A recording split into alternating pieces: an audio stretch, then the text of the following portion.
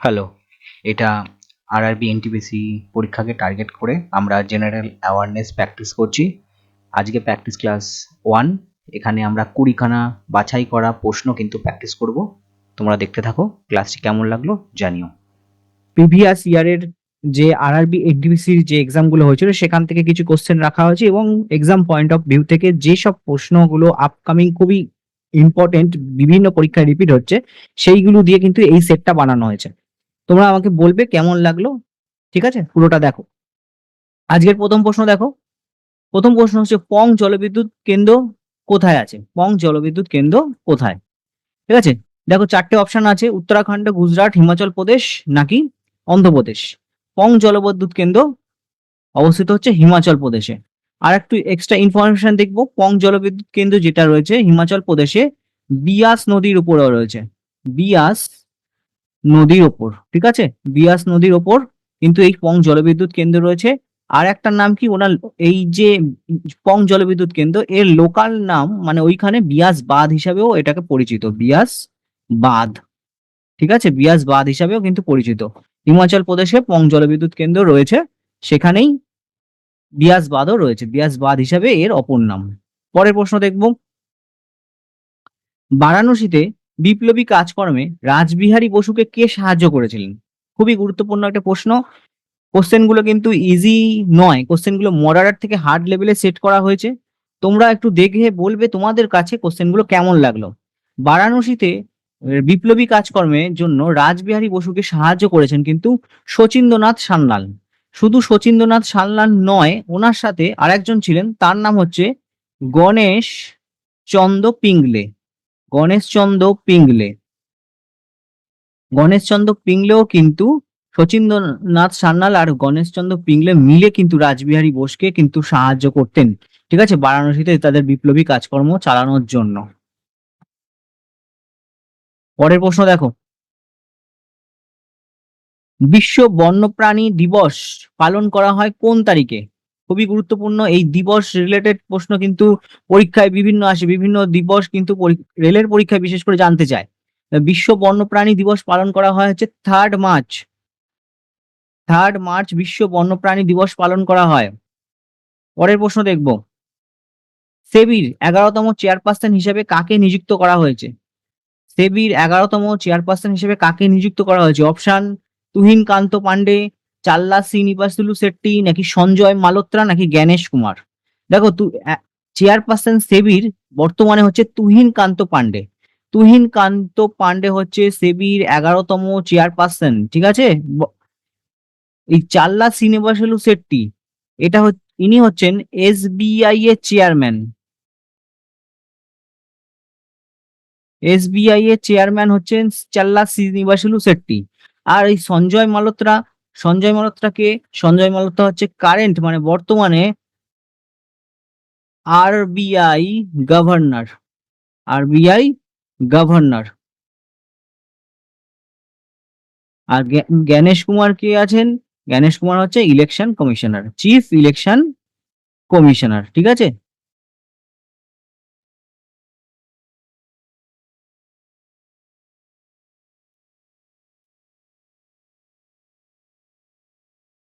এখানে কিন্তু কতগুলো ইনফরমেশন তোমরা এক্সট্রা ইনফরমেশন জানতে পারলে। দেখো, তুহিন কান্ত পান্ডে সেবির চেয়ারপারসন জানতে পারলে, চাল্লা শ্রীনিবাসুলু শেট্টি এসবিআই এর চেয়ারম্যান জানতে পারলে, সঞ্জয় মালোত্রা আরবিআই এর গভর্নর জানতে পারলে, জ্ঞানেশ কুমার হচ্ছে চিফ ইলেকশন কমিশনার সেটাও জানতে পারলে। এগুলো কিন্তু এক্সট্রা ইনফরমেশন গুলো অলওয়েজ তোমরা মনে রাখবে, ঠিক আছে। কোন দুই মুঘল সম্রাট আত্মজীবনী লিখেছেন? কোন দুই মুঘল সম্রাট তাদের আত্মজীবনী লিখেছেন অর্থাৎ অটোবায়োগ্রাফি লিখেছেন? বাবর আকবর, বাবর জাহাঙ্গীর, জাহাঙ্গীর ও আকবর, আকবর ও ঔরঙ্গজেব। আত্মজীবনী লিখেছেন বা শিক্ষিত ছিলেন বা সে যদি বলতে পারে লিটারেট ছিলেন, সেটা হচ্ছে বাবর এবং জাহাঙ্গীর। তারাই একমাত্র এই দুটো মোগল সম্রাট তারা কিন্তু নিজেদের আত্মজীবনী লিখেছিলেন। বাবর তুজকি বাবরি আর জাহাঙ্গীরই, এই দুটো বই কিন্তু তারা নিজেদের আত্মজীবনী লিখেছেন, ঠিক আছে, তুজুকি জাহাঙ্গীরি আর তুজুকি বাবরি। পরের প্রশ্ন দেখো, ভারতের পেট্রোকেমিক্যাল এর তকমা অর্জন করলো কে? মানে কোন রাজ্য পেট্রো ক্যাপিটালের তকমা অর্জন করলো? পেট্রো ক্যাপিটালের তকমা কখন অর্জন করে? যেখানে পেট্রোলিয়াম বেশি উৎপাদিত হয়। যে রাজ্যে পেট্রোলিয়াম বেশি উৎপাদিত হয় সেখানে কিন্তু সেটাকে পেট্রোকেমিক্যাল সিটি বলা হয়। তো এইখানে পেট্রোকেমিক্যাল সিটি বা পেট্রোকেমিক্যালের যে তকমা সেটা অর্জন করেছে গুজরাট। গুজরাট কিন্তু ভারতের পেট্রোকেমিক্যাল সিটি। ঠিক আছে, তারপরে প্রশ্ন দেখো, দা বাবরি মসজিদ, রাম মন্দির ডিলেমা। দা বাবরি মসজিদ আর রাম মন্দির ডিলেমা, এই শিরোনামে বইটি কে লিখেছেন? এই শিরোনামে কে বই লিখেছেন? নরেন্দ্র মোদী, মাধব গদবলে, অমিত শাহ না চেতন ভগত? দেখো এখানে কিন্তু এই যে রিসেন্ট কে বই লিখেছে এই ধরনের কোশ্চেন কিন্তু বহুতবার আসে। ঠিক আছে, এখানে অপশন হচ্ছে এই মাধব গদবলে, অপশন বি হচ্ছে কারেক্ট। ইনি এই বইটা লিখেছেন দ্য বাবরি মসজিদ রাম মন্দির ডিলেমা, তিনি এই বইটা লিখেছেন। ঠিক আছে, রিসেন্ট এই পাবলিশড বুক এর ওপরে কিন্তু আসে, তোমরা খেয়াল রাখবে। সিধু কানুর নাম কোন বিদ্রোহের সাথে জড়িত? চুয়ার বিদ্রোহ, সন্ন্যাসী বিদ্রোহ, সাঁওতাল বিদ্রোহ, কোল বিদ্রোহ? সিধু কানুর নাম কিন্তু সাঁওতাল বিদ্রোহের সাথে জড়িত, সাঁওতাল বিদ্রোহের সাথে সিধু কানুর নাম জড়িত। এটা ইতিহাস থেকে আসা কমন একটি কোশ্চেন। ভারতের বৃহত্তম বায়ু শক্তি উৎপাদন কেন্দ্র অবস্থিত? ভারতের বৃহত্তম বায়ু শক্তি উৎপাদন কেন্দ্র কোন রাজ্যে অবস্থিত বলো? তামিলনাড়ু, অন্ধ্রপ্রদেশ, মহারাষ্ট্র নাকি গুজরাট? ভারতের বৃহত্তম বায়ু শক্তি উৎপাদন কেন্দ্র বর্তমানে হচ্ছে তামিলনাড়ু। তামিলনাড়ুর কন্যাকুমারীতে কিন্তু ভারতের বৃহত্তম বায়ু শক্তি কেন্দ্র রয়েছে। ঠিক আছে, তামিলনাড়ুর কন্যাকুমারীতে ভারতের বৃহত্তম বায়ু শক্তি কেন্দ্র রয়েছে। তাই এটা হচ্ছে বৃহত্তম বায়ু শক্তি উৎপাদন কেন্দ্র। কে ভারতের প্রথম জাতীয় পতাকার পরিকল্পনা করেন বলো? কে প্রথম জাতীয় পতাকার পরিকল্পনা করেন? ভিকাজি রুস্তম কামা, অ্যানি বেসান্ট, সরোজিনী নাইডু নাকি ভগিনী নিবেদিতা? দেখো সঠিক উত্তর কিন্তু ভগিনী নিবেদিতা। ভগিনী নিবেদিতা কিন্তু প্রথম জাতীয় পতাকার নকশা করেন। সেটা হচ্ছে সালটা ছিল হচ্ছে 1904 সালে। ঠিক আছে, 1904 সালে তিনি একটা পতাকার নকশা করেন যেখানে মাঝখানে লেখা ছিল বন্দে মাতরম। ওই পতাকার মাঝখানে বন্দে মাতরম কথাটা বাংলায় লেখা ছিল। ঠিক আছে, এই কথাটার মাঝখানে বন্দে মাতরম এরকম ছিল না, যদিও আমি তোমাদের বোঝানোর জন্য লিখছি। এই কথাটা বন্দে মাতরম কথাটা মাঝখানে লেখা ছিল, আর একটা পদ্ম ছিল শ্বেত পদ্ম। ঠিক আছে, বজ্র ও শ্বেত পদ্ম ছিল মাঝখানে। এই যে পতাকার যে পরিকল্পনা এটাই প্রথমই করেছিল হচ্ছে এই ভগিনী নিবেদিতা।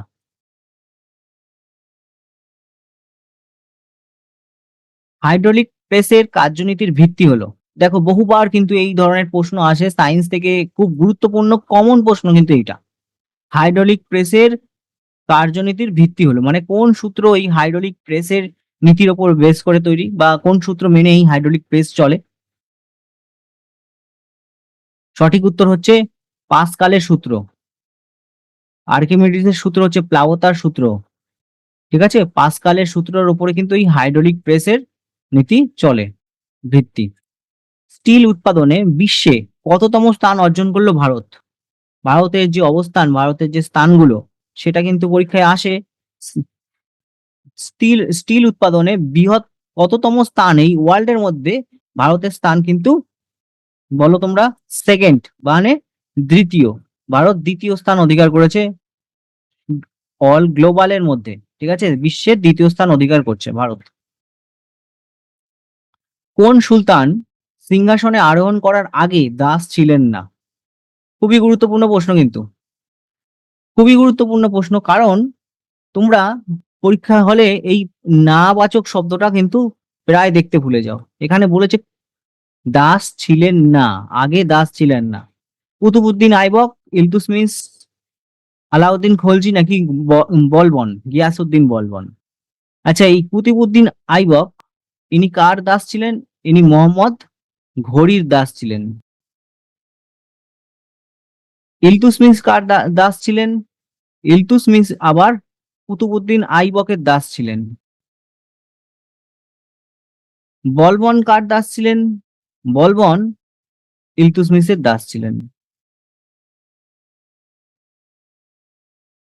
তাহলে কারা কারা দাস হলো? কুতুবউদ্দিন আইবক, ইলতুৎমিশ আর বলবন, এরা প্রত্যেকেই কিন্তু সিংহাসন আরোহণ করার আগে দাস ছিলেন। একমাত্র এই আলাউদ্দিন খলজি ইনি কিন্তু দাস ছিলেন না, মনে রেখো। আর দিল্লি সুলতানেতের ওপরে একটা প্রশ্ন দেয় যে বংশগুলো, যে 5টা রাজবংশ ছিল 1206 থেকে 1500 পানিপথের প্রথম যুদ্ধ 1526, এর মধ্যে 5খানা রাজবংশ কিন্তু ছিল দিল্লি সুলতানেতে। এই 5টা পরপর যেটা হয় সেটা মনে রাখতে বলে, মানে মনে রাখতে হলে কিন্তু পরীক্ষায় আসে যে পরপর এটা ক্রোনোলজিটা। প্রথমে ছিল দাস বংশ, তারপরে খলজি বংশ, দাস, খলজি, তুঘলক, 4 নম্বরে আসবে হচ্ছে সৈয়দ, দাস, খলজি, তুঘলক, সৈয়দ, আর লাস্টে ছিল লোদি বংশ। ঠিক আছে, লোদি বংশ। আর এই 1526-এই পানিপথের প্রথম যুদ্ধ হয় ইব্রাহিম লোদি আর বাবরের মধ্যে। সেখানে ইব্রাহিম লোদি পরাস্ত হয় আর দিল্লি সুলতানেতের অবসান ঘটে। ঠিক আছে, এক্সট্রা ইনফরমেশন গুলো এইভাবে একটু মনে রাখার চেষ্টা করবে। ভারতের আদমশুমারি 2011 সালে অনুযায়ী নিম্নলিখিত কোন কেন্দ্রশাসিত অঞ্চলে সর্বাধিক লিঙ্গানুপাত আছে? সর্বাধিক লিঙ্গানুপাত রয়েছে কোন কেন্দ্রশাসিত অঞ্চলে? সঠিক উত্তর হবে পদুচেরি। পদুচেরির যে সর্বাধিক লিঙ্গানুপাত, এখানে মেল ইস টু ফিমেলের যে রেশিওটা, প্রত্যেক 1000 জন মেলের মধ্যে যে ফিমেল কতজন আছে সেই রেশিওটাকে কিন্তু লিঙ্গানুপাত বলা হয়। ঠিক আছে, এখানে পদুচেরিতে কি হয়েছে, পদুচেরিতে প্রত্যেক 1000 জন মেলের মধ্যে ফিমেল রয়েছে কিন্তু 1037 জন। তাই হচ্ছে এই যে আদমশুমারি অনুযায়ী কেন্দ্রশাসিত অঞ্চলে পদুচেরি কেন্দ্রশাসিত অঞ্চলে কিন্তু সর্বাধিক লিঙ্গানুপাত রয়েছে। ঠিক আছে,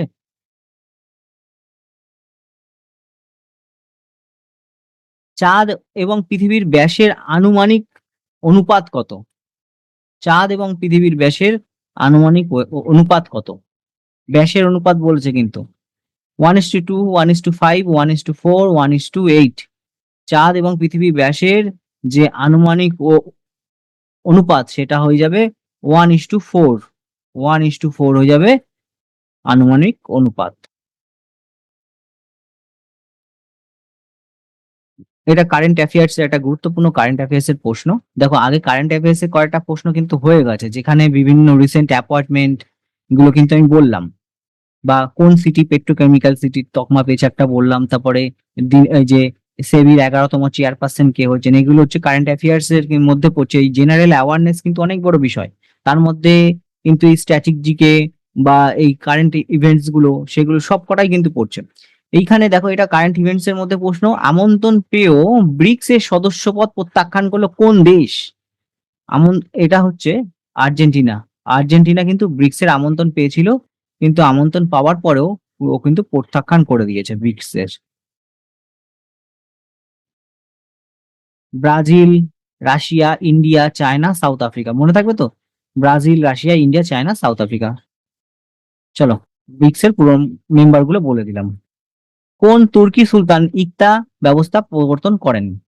কোন তুর্কি সুলতান ইকতা ব্যবস্থা প্রবর্তন করেন? আলাউদ্দিন খলজি, যিনি দাস ছিলেন না, একটু আগে দেখলাম। বলবন, গিয়াসউদ্দিন বলবন বা উলুগ খা ওনার আরেকটা নাম।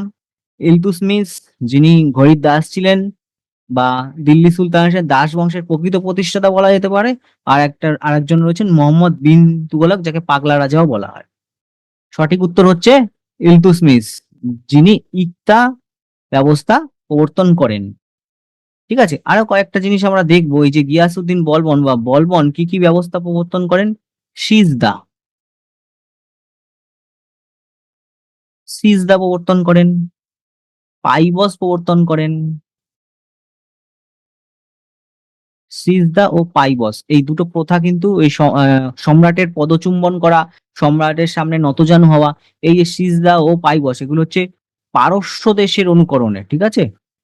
পারস্যের অনুকরণে কিন্তু এই গিয়াসউদ্দিন বলবন এই সিজদা আর পাইবস প্রথা কিন্তু চালু করেছিলেন। আর ইলতুৎমিশ ইকতা চালু করেছিলেন। আর এই যে আলাউদ্দিন খলজি, এনার ব্যাপারেও একটু পড়ে রাখি। আলাউদ্দিন খলজি কি রেশনিং ব্যবস্থা করেছিল, ঠিক আছে? রেশনিং ব্যবস্থা বলতে পারো আলাউদ্দিন খলজির ক্ষেত্রে, ঠিক আছে? মনে রাখো কতগুলো ছোট ছোট ইনফরমেশন যেগুলো কিন্তু পরীক্ষার জন্য আমাদের কাছে খুবই গুরুত্বপূর্ণ। নিচের কোনটি খারিফ ফসল নয়? খারিফ ফসল নয় বলেছে। নিচের কোনটি খারিফ ফসল নয়? কার্পাস, চীনাবাদাম, ভুট্টা, সরিষা। কার্পাস, চীনাবাদাম, ভুট্টা, সরিষা এর মধ্যে কোনটি খারিফ ফসল নয়? সঠিক উত্তর হয়ে যাবে চীনাবাদাম। চীনাবাদাম কিন্তু খারিফ ফসল নয়, চীনাবাদাম হচ্ছে রবি ফসল, ঠিক আছে? সরি সরি ভুল বললাম, এখানে একটু ভুল হয়ে গেছে, এইটা ভুল বলে ফেলেছি।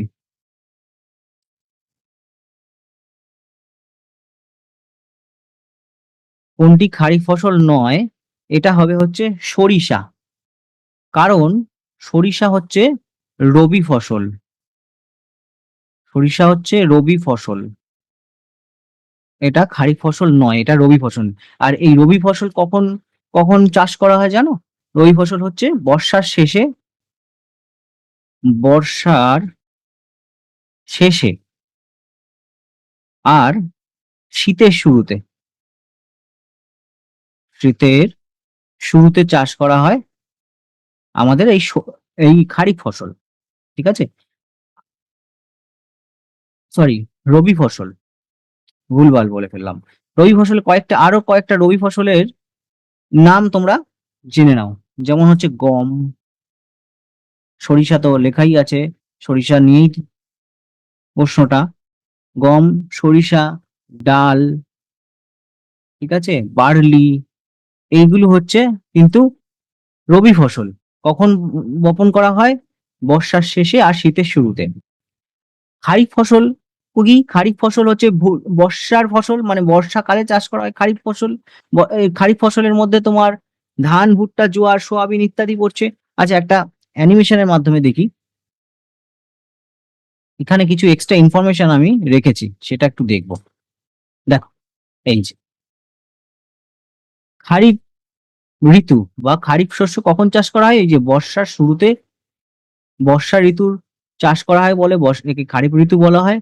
বর্ষা ঋতুর শুরুতে কিন্তু এই বপন করা হয়। কি কি? ধান, ভুট্টা, বাজরা, রাগি, জোয়ার, সোয়াবিন, চীনাবাদাম, কার্পাস, এগুলো হচ্ছে সব খারিফ ফসল। কখন চালু করা হয়, চাষ করা হয়? এটা হচ্ছে বর্ষার সময়। এর মাঝখানে একটা জিনিস আছে, যেটা হচ্ছে জাইদ ঋতু বা জাইদ শস্য, ঠিক আছে? জাইদ শস্য কি জিনিস? জাইদ শস্য বলছে যে খারিফ ফসল আর রবি ফসলের মাঝখানে কিন্তু এইটা চাষ করা হয়, যে জাইদ, ঠিক আছে? কি কি জেনে রাখবে? কুমড়ো, শসা, তরমুজ, করলা ইত্যাদি হচ্ছে জাইদ ফসল। রবি ফসল একটু আগেই বললাম যে শীতের শুরুতে, বর্ষার শেষে চালু করা হয়, চাষ করা হয় গম, সরিষা, ডাল, বার্লি ইত্যাদি, ঠিক আছে? চলো, এক্সট্রা ইনফরমেশন গুলো তোমাদের অনেক হেল্পফুল হবে, তাই জন্য দিয়ে দিয়েছি। পরের প্রশ্ন দেখবো। বাফটা অ্যাওয়ার্ড 2024-এ কোন ফিল্মটি সবচেয়ে বেশি পুরস্কার পেয়েছে? বাফটা অ্যাওয়ার্ড 2024-এ কোন ফিল্মটি সবচেয়ে বেশি পুরস্কার পেয়েছে? Poor things, Oppenheimer, the zone of internet, নাকি হোল্ড ওভার? চারটে অপশন বলো তোমরা। 77তম, দেখো, এই 77তম ব্রিটিশ একাডেমি, ব্রিটিশ একাডেমি 77তম ব্রিটিশ একাডেমি ফিল্ম অ্যাওয়ার্ড, এটা ফিল্ম অ্যাওয়ার্ড।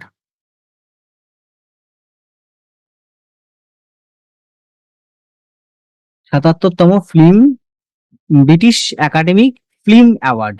এইটাই হচ্ছে এই বাফটা অ্যাওয়ার্ড, যেটাকে বাফটা অ্যাওয়ার্ড নামে পরিচিত। ঠিক আছে, বাফটা অ্যাওয়ার্ডেরই আরেকটা নাম ৭৭তম ব্রিটিশ একাডেমি ফিল্ম অ্যাওয়ার্ড। এইখানে সবচেয়ে বেশি পুরস্কার পেয়েছে ওপেনহাইমার। যখন এই ফিল্মটা রিলিজ করেছিল তখন আমি এইটাকে দেখার জন্য কিন্তু ডাউনলোড করার চেষ্টা করেছিলাম। যাই হোক, এই ওপেনহাইমার কিন্তু খুবই মানে বেশি মাত্রায় পুরস্কার পেয়েছে, এবং আমাদের এক্সাম পয়েন্ট অফ ভিউ থেকে বা কারেন্ট অ্যাফেয়ার্স এর যে ইভেন্ট গুলো আছে সেখানে কিন্তু এই প্রশ্নটা খুবই গুরুত্বপূর্ণ। ঠিক আছে, আর এই যে ৭৭তম ব্রিটিশ একাডেমি ফিল্ম অ্যাওয়ার্ড, এটা কিন্তু লন্ডনে অনুষ্ঠিত হয়েছিল। লন্ডনে অনুষ্ঠিত হয়েছিল। হুম, চলো। নিম্নলিখিত কোনটি পিটি ঊষার আত্মজীবনীর নাম? খুবই গুরুত্বপূর্ণ, কার কার আত্মজীবনী আছে, মানে আত্মজীবনীর যে বইগুলো লেখা থাকে সেখান থেকে কিন্তু প্রশ্ন আসে। এই যে প্লেইং ইট মাই ওয়ে, এটা খুবই common. Golden girl, the race of my life, sunny days. PT ঊষার আত্মজীবনী কিন্তু গোল্ডেন গার্ল। ঠিক আছে, এই বইটা যে পিটি ঊষা, যেটা গোল্ডেন গার্ল, সেটা পিটি ঊষা এবং আরেকজন ছিল লোকেশ শর্মা। লোকেশ শর্মা, এরা দুজনে মিলে, পিটি ঊষা এবং লোকেশ শর্মা মিলে কিন্তু এই বইটা লেখেন, দ্য গোল্ডেন গার্ল। এটা হচ্ছে পিটি ঊষার আত্মজীবনী। আর পিটি ঊষাকে কিন্তু আরেকটা নামে পরিচিত, সেটা হলো পাউলি এক্সপ্রেস। পাউলি এক্সপ্রেস,